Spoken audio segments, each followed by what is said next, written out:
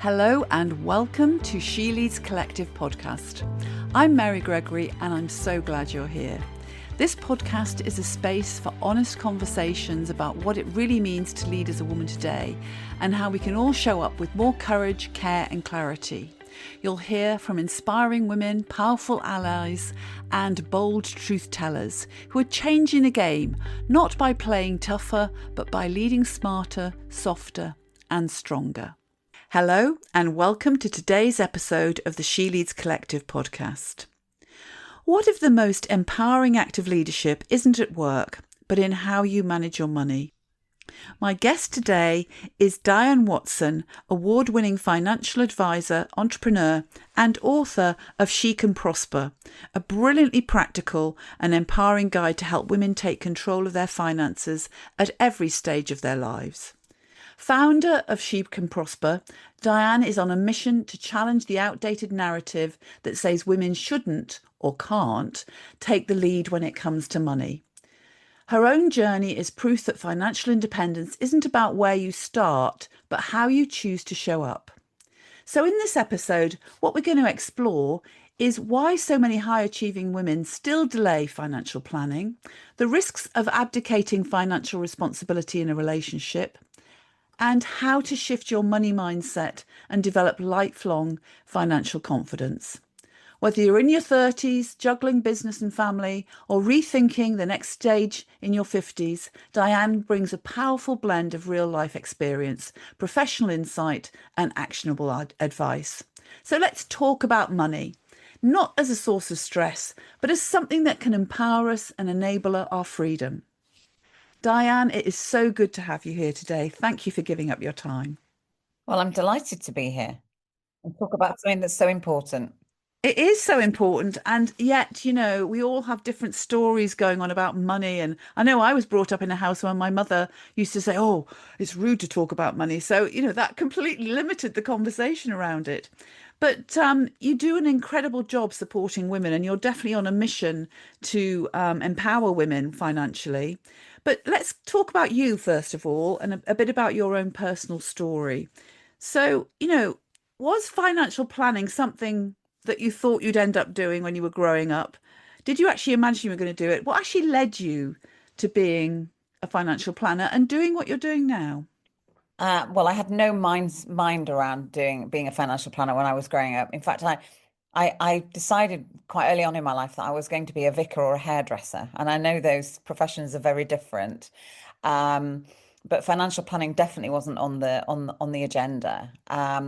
However, I've always been very interested in money because both my parents were from very poor backgrounds, but my mother was very aware and conscious of the need to plan. Mm, And she talked to me a lot as a child about that. mm.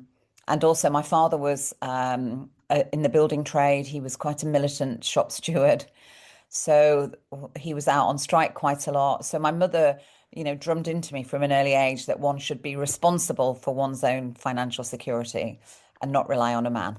Very good. And that messaging, I guess, stuck in my conscious mind, my subconscious mind, because I remember people knocking on the door as a child and they were collecting weekly savings so that I think my mum had a fear about dying and not being able to pay for her funeral.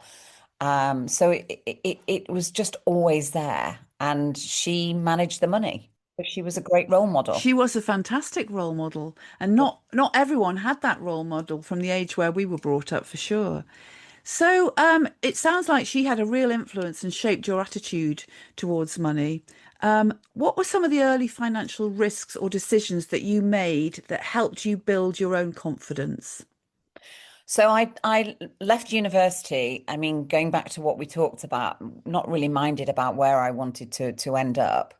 Um, I kind of always knew what I didn't want to be, but I didn't know what I really wanted to be. So I had three corporate jobs when I left university, quite diverse. I was in journalism, in-house, working for a company.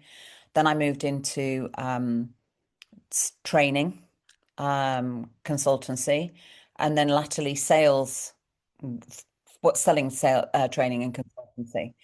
And during that period, I came into contact with quite a large number of financial institutions, so insurance companies. So I then started to get a feel for, and also my ex-husband was in financial services as well. So I was able to see from the outside what it was like. Um, and I guess for a novice was quite knowledgeable about it. But the turning point came for me after I had the children because I realized that working away as I was not going to fit in with being a mother of two small children, and that I would have to find something that would work for me as a mother. And that's when I had this idea that I would set up my own business. And why wouldn't it be in financial planning? Because I kind of knew it. My ex-husband was also in it. And so I did my qualifications and set my business up in 1994. Okay, great. And what was the moment that made you realize that women needed more tailored support? Well, I think pretty much from the get-go, the stories that and the people that I've encountered, some tragic stories really, have made me realize that if women don't understand their own particular situations, which to be clear is not that much better in now than it was then. Really? So you've not seen that much I change? mean, not as much change as I would have expected. I think there's a number of reasons for that. But I suppose once you start to experience what happens when women aren't aware and aren't knowledgeable and the consequences of that, it just became a bit of a passion for me, really. Um, because I wanted women to have the same experience that I was having, where, they were properly secure financially. And it's been a bit of a battle cry, really, throughout my whole career. And I've succeeded with some people more than others, really. Um, and a lot of that is because I think women feel fearful of money and maths. They equate maths and money together. Lots of people say I'm not very good at maths. Well, I don't think I'm very good at maths either. But I've been able to have a career in financial services. A lot of women have messaging in childhood around money being what men sort out. So they're not confident, they're happy to abdicate responsibility. And so they're already in that mindset when they grow up. Um, and then, as you know, as a working woman yourself, we are juggling a lot of balls in the air, aren't we? If we're wives, we're mothers, we're entrepreneurs, and often it's easier to let someone else sort that stuff out for us. I can totally relate to that. I mean, not now in my current, with my partner now, we're pretty equal. But when in my marriage, I totally abdicated the finances. There was too much else to think about, looking after a young baby and all of those sorts of things. It was actually really convenient to think, oh, thank goodness he's looking after it all. But it actually left me, and I'm sure this is the situation for many women at that time, it left me very vulnerable. It does leave it. I mean, we are very vulnerable. Whilst I understand why it happens, you know, being like touch around your finances, not understanding your situation, letting someone else make those decisions does leave you feeling vulnerable. And it's things like, for example, lots of my clients actually work for big companies. They're not all entrepreneurs. I very rarely meet anybody who understands. If I ask somebody what happens if you get poorly at work, they have no idea. They don't know how long they get paid. They just don't know. So it's a case of educating as well as empowering then Yes. as well. Okay, so She Can Prosper. I mean, that's your book, it's your business. It's a really powerful name. So I'm curious about, what does prosperity mean to you? Well, it means being able to, live the kind of life that I want to live and not to be, constantly worrying about money. Um, it doesn't necessarily have to be an affluent lifestyle, but it means that you aren't spending time every day thinking about how are you going to be able to put food on the table, or how are you going to be able to do the things that you want to do with your life. That might be having more holidays. It might be taking more time off to spend with your children. I think, for some people, prosperity is almost not it's not a very attractive word. It sounds like we're being aspirationally working towards something that means we've got lots and lots of money. And I don't feel that that's necessarily the case.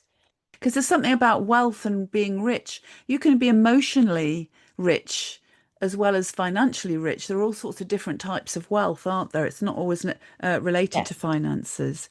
So, in your work, what do you think are some of the most common blind spots that you've come across for some of the women that you work with? Well, I mean, there are lots of them. So, I mean, one of the big ones is not understanding things. So, one in two marriages end in divorce. So, not understanding that and not understanding the implications of how that will play out in terms of your finances. Um, Being very ignorant about things that are actually really important is a big one. And following on from that, more and more people cohabit. They have less protection than someone who's married. Again, lots of women don't have any idea that that's the case. So they are more financially vulnerable, that there is no such thing as a common law wife, for example. So if you live if you live in your partner's home and you split up, you're not going to be entitled to a share of that. I mean, there are exceptional circumstances, but all of this lack of awareness and knowledge leaves people vulnerable when things go wrong. Not having a will and not understanding what happens if you die without a will, whether you've got children or you haven't got children, are all things that most women and men, but I'm obviously my passion is women, actually have a clue about. I did a talk in January in Hertfordshire and I asked for a show of hands. They were all female entrepreneurs, most of them with young children. How many people in the audience have got wills? And there was a very small number of people. And I said to them, okay, so how many of you that haven't got wills have got children? And there was a big show of hands. Well, if you die without a will and you haven't specified guardianship for your children, do you know what's going to happen? And they had no idea. I think it's also that I can't remember the first time I wrote my will. I think I was in my 40s, but there was a certain denial going on before I did that. That, oh, it's what? Why am I going to do this? It's not going to happen because I'm still, in my eyes, I was still young. But actually, yeah, there's something about how. So how do we break through some of these mindsets that actually? I'll just put that off for another day. Well, I love telling stories. Um, and I think that talking to people about these issues is always quite challenging. So if you can tell stories that help people relate to them for themselves, then that's a good way of getting people engaged in the message, really. Which is one of the features of the book, is that there are lots of stories that women have bravely shared, some positive, lots of them not positive, around where not having been aware of their own situation has given them a problem. And so, you saying, for example, Mary, well, I didn't want to write a will because I thought I'm only 40, and I'm in good health. Well, I mean, You just never know what's round the corner. absolutely. You can have a car accident, people don't just die of illnesses. Accidents happen.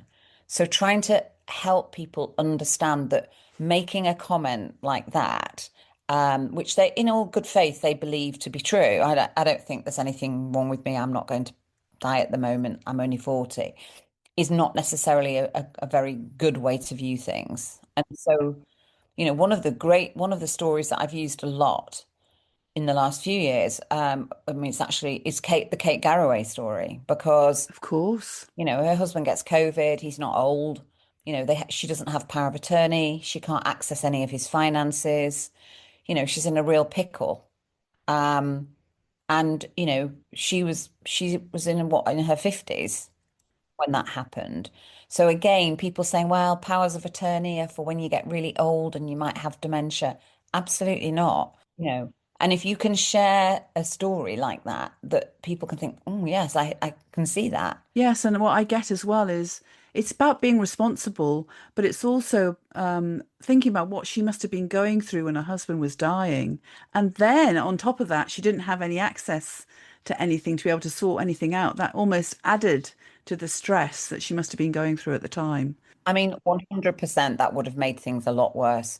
And so, kind of following on from that, I'm passionate about life insurance, protection for illnesses, because I've seen so many people in my life who have become poorly and for whom worrying about money is an added problem in a very difficult situation in any event.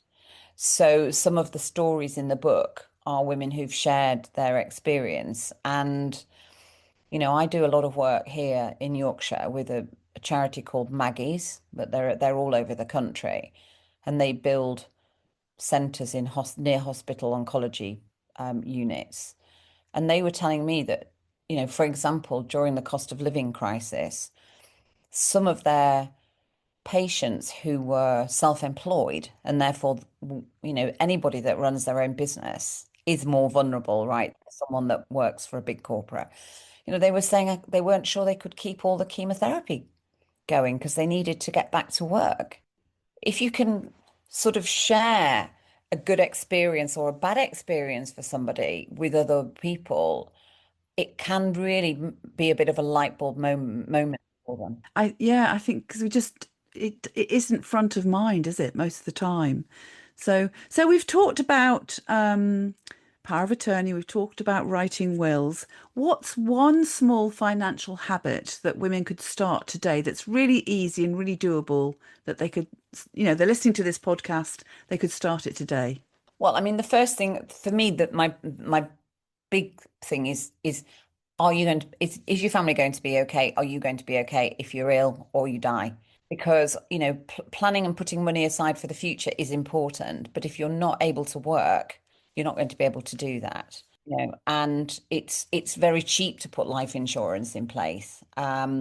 Because we've got so many more women now running their own businesses and so many women starting businesses, but thinking, oh, well, I'll do that later because I'm in the infancy of my business. These things get overlooked and then, things happen.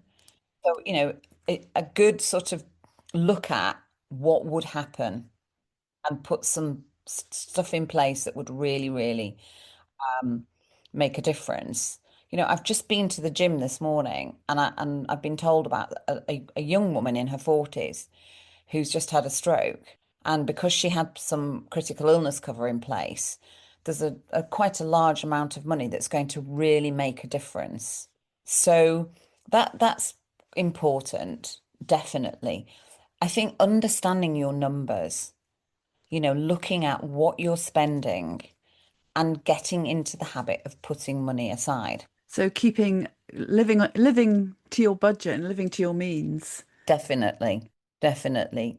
Small amounts of money saved early are much better than trying to throw lots of money at it when we've got a shorter window for it to make a difference. So it's very small practical steps there that people can take, which I think is really, really useful. You mention in your book about money and relationships, and you touch on how financially a relationship can become abusive. Can you just share a bit more about that, about what happens in relationships and how to spot the signs?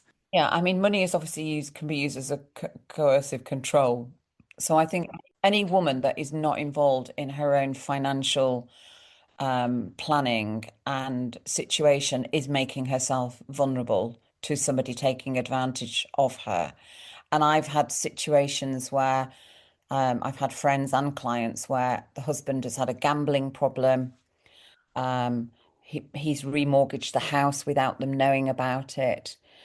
If you're very, light touch with your own financial awareness of your situation, then you do make yourself more vulnerable. Side of that, I have lots of experience of women, and some of them extremely successful, who allow someone else to make the decisions for them about what they're going to do and what they're going to save, and even when they're going to retire. And really, we all ought to be making those decisions for ourselves, not having somebody else make those decisions for us. And I think what was really interesting to me is obviously before lockdown, all of my meetings were face to face, sitting around a table with well, let's say a couple. And then obviously we switched on to Zoom. So what was interesting on the Zoom calls is obviously people sit side by side. So you don't get the same interaction and engagement.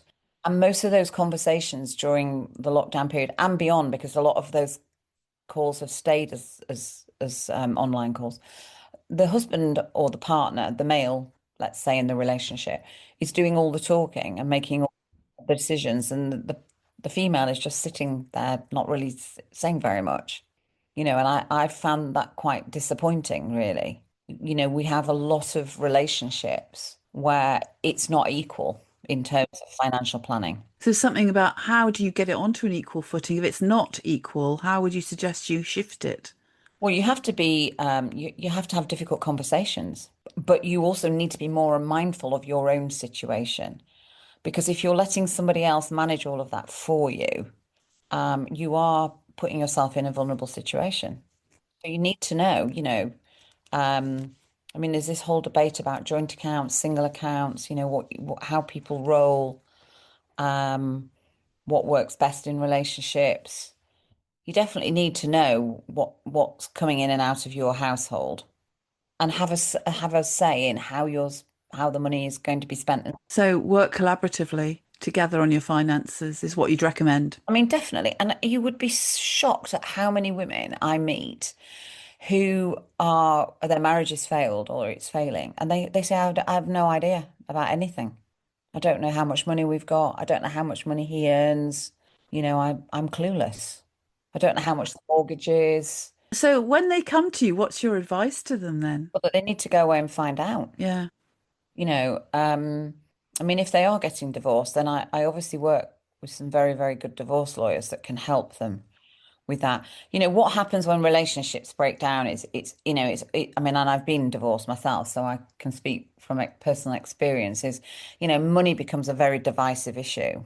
Everybody's out for themselves, really, and everybody's trying to protect as much as they can for themselves.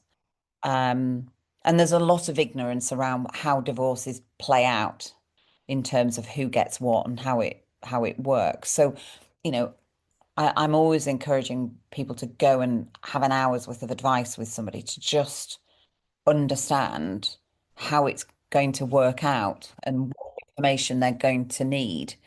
I've had conversations over the years with men saying, "Oh, I'm not going to tell her about that." Where they're almost thinking that the more evasive they can be, the better that's going to be. And obviously, if you're in a marriage where, you're having those proper grown-up conversations, not at the point necessarily of getting divorced, then you're going to be more aware of what your situation is. You're less likely to be sort of hoodwinked. Because there is still, I know it's a terrible thing to say, but I've sat in conversations where men have said to me, "Well, it's my money, I earned it," and she's been at home looking after the children. Wow. And they don't see They that don't see that. as a contribution. My goodness. No, they don't. And so that, also plays out. But money can bring out the worst in us, can't it? Well, I think it's very linked to our survival, isn't it? And it's Yeah, how we get by in our society. And yeah, I think it's at the time of divorce, everyone's in fear, aren't they? The future is so uncertain. So it's not surprising yeah. that people go into panic around their money situations. So let's move on though and think a bit more about mindset. What would you say? What does a prosperous mindset from your perspective look like? It's not just all about having a spreadsheet, is it? No, I mean, a prosperous mindset, I mean, especially if you're in business, is about being very open to the possibilities and opportunities that you can find yourself in. So it's being quite expansive in terms of how you view your business and how you're going to do well in your business. I've when I set my business up, I kind of went all in really. I'm a kind of an all in girl. I thought if I'm going to do it, I'm going to do it well. I'm going to put the money in to make it work. I'm going to commit to having a what I perceive to be a proper business. So I'm going to employ somebody. I'm going to get an office. I'm going to do it like it was a proper job because a lot of people sometimes don't feel that they're doing proper jobs if they're running their own businesses. And the noise certainly from my ex-husband was, why are you doing that? Why would you put yourself because I wanted to give it the best possible chance to be the best business that it could be. And I've never shied away. So I'm always of the opinion that in order to grow a business, you need to fund it properly.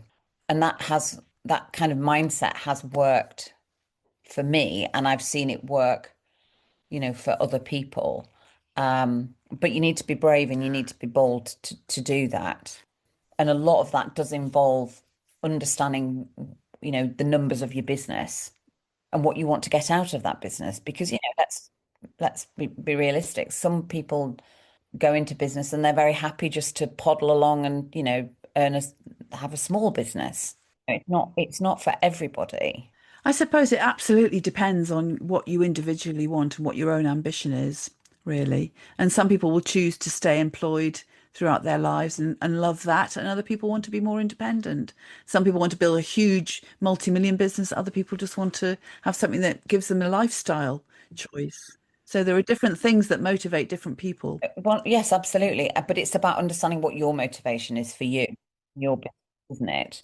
Um, and getting under the bonnet of it. I mean, I am quite shocked at how many women business owners I've met, certainly in the last 10 years, who aren't really running businesses that are really financially viable, for various reasons. Um, uh, so I suppose you've got to decide what it is that you want to achieve from your business. Absolutely. And if you were to come across someone who is feeling overwhelmed about their finances, where would you advise them to start? Well, sitting down with a financial advisor is always a good thing to do, in my opinion. I know that lots of people now think that they can do it all themselves and they can invest their money themselves, and quite clearly they obviously can. But if you get a good set of advisors around you, or at least one advisor around you, they can really make a difference and really help you because they're working with other business owners as well. They can bring, advice to the table that you're not necessarily going to have at your fingertips just by yourself. They become a really trusted person to have in your life and to work alongside you. So the starting point for me would always be do an audit of your finances. Person, if you're running a business, you're wearing two hats anyway. You've got the personal hat, then you've got the business hat. And sometimes that's quite blurry. So it's important to kind of separate those out and, just do do things slowly, but in a way that, is the most efficient. But you're not going to be able to do everything all at once. But, identify the small things. So try not to be overwhelmed by the everything. Sometimes people will say to me, well, often actually, oh, I'm so overwhelmed. I'm paralyzed by an inability to do anything.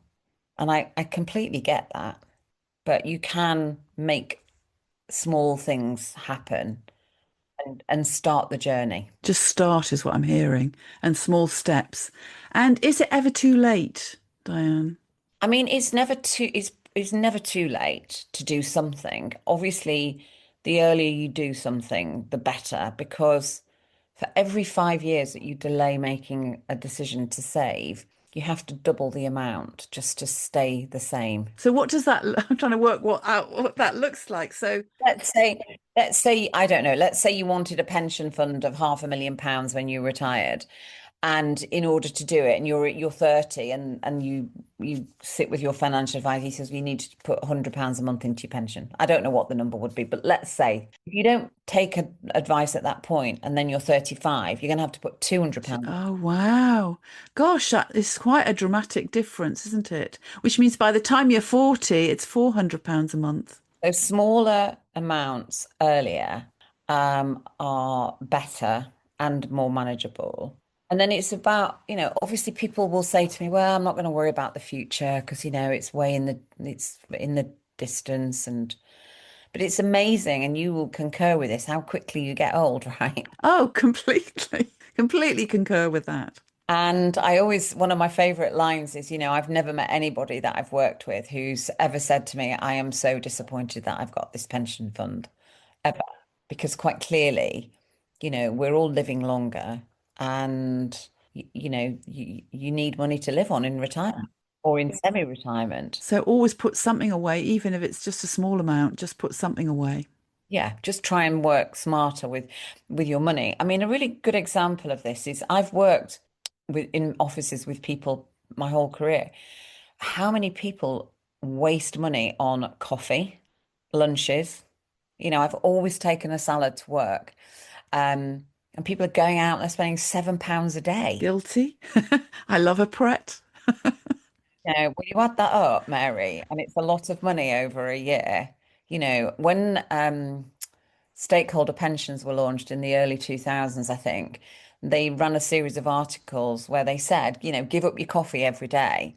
And if you did that, you'd have a pension worth 300,000. It was a huge, Well, that is really, really grounding actually to hear that, yeah, it's because it is about the choices it is. we make, isn't it? On a day by day, moment by moment basis. So I'll certainly be thinking about that next time in London and I'm drawn towards Pret. I I will mean, certainly be thinking about that. I love a prep, but I would not I would not buy a lunch every day. I mean, I listen, I can spend money on other things, but it is all about realizing that small things can make a difference. That's what I think I'm getting through this whole conversation is it don't worry about making taking big actions. It's small, regular. It's developing new habits actually, isn't it? Making it habitual. And actually I remember reading some book years ago. Yes. The whole thing was pay yourself first. So we get however we earn our income, we get money coming into our bank and we start spending on all sorts of things, but pay yourself first. And that is putting it into your savings basically and into your pension. So, and you'd be amazed by if you just, even if it's a small bit, it'll add up. It's as it accumulates. It accumulates very quickly and compound interest. Compound interest is so key. So that's important. But the big thing is, if you are running your own business, and there is a chance for all of us, 1 in 2 people now get cancer, that you may get ill, you have to make sure that your family is going to be okay. Because you wouldn't dream of driving a car around without insurance. The biggest thing that can happen to destroy a family's financial well-being is illness, and because we're all living with chronic, we can live longer than, fewer people die early now. More people do get, serious illnesses. I've so many friends and clients who have been ill with various. I mean, I had a lovely client, lawyer, who was diagnosed with Parkinson's when he was 39, and he's never worked. So things, things do happen. Things come from nowhere, from where we least expect as well. So it is like preparing for the worst all the time, isn't it? And making sure that not just ourselves, but our loved ones are going to be okay. So, Diane, I'm mindful that you're in your own transition at the moment. So tell us a bit about that. So I actually sold my company in 2018. And I carried on working within the business that bought the company. And so I've been carrying on advising and seeing clients. But when I sold the company, I had a mind that I wanted to do something else. I wanted to give back really. And obviously my passion has been women and finance. So I set up She Can Prosper just before lockdown, actually. And we've been doing a lot of events. I've written the book. I do quite a lot of podcasting, talks, things like that. But last year, I think, going back to what you said at the very beginning, I mean, I'm a grandmother. Both my parents have had dementia, so there's been quite a lot going on over the last few years. I'm divorced, so living on my own. I've just decided last year that I wanted to change. and I wanted to stop doing the what I call the real the job that I've been doing for 31 years, which is being a financial advisor. So I stepped down from advising at the end of April this year, 2025. And now I'm looking at, so, and I've also been doing a coaching qualification. So because I think limiting beliefs around money are so powerful. And if you change those beliefs, that often well, always stem from childhood. I'm not worthy, I'm not good enough, I shouldn't have this, all that stuff. I'll never do well for myself, all that negativity.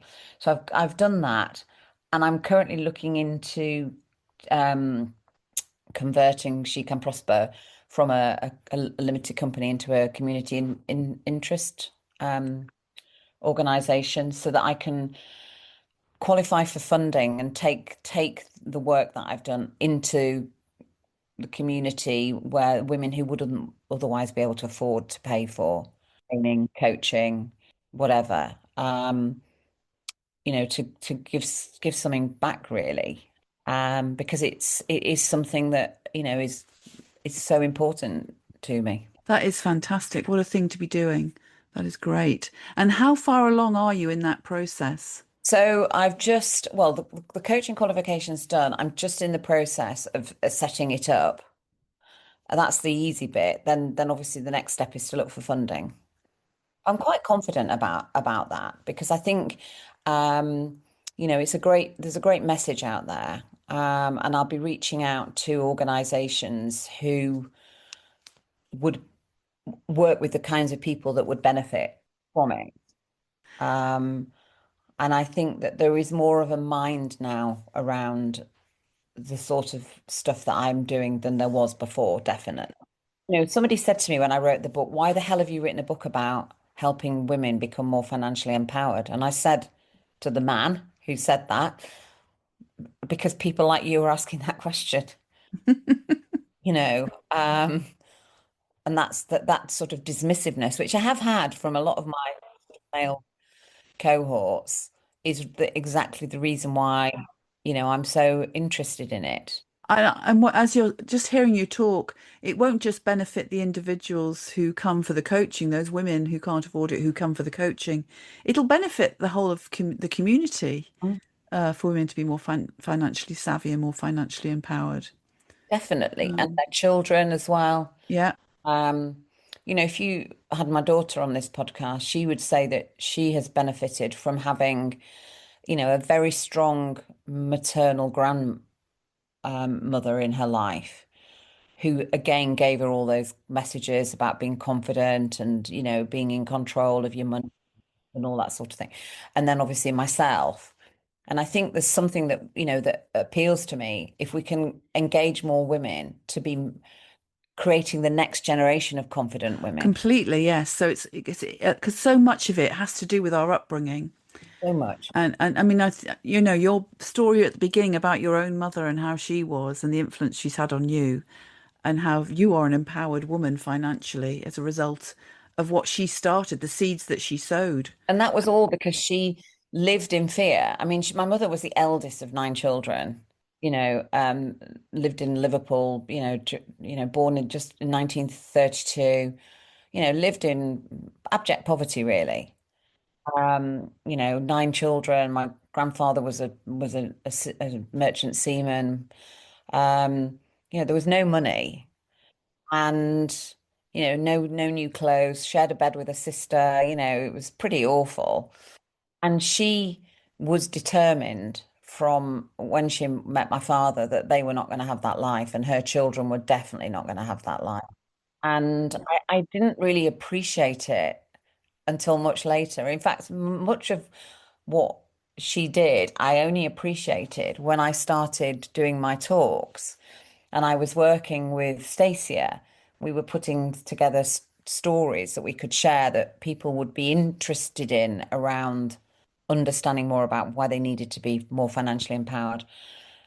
I thought, actually, my mum really did make such a difference, but I hadn't always appreciated it.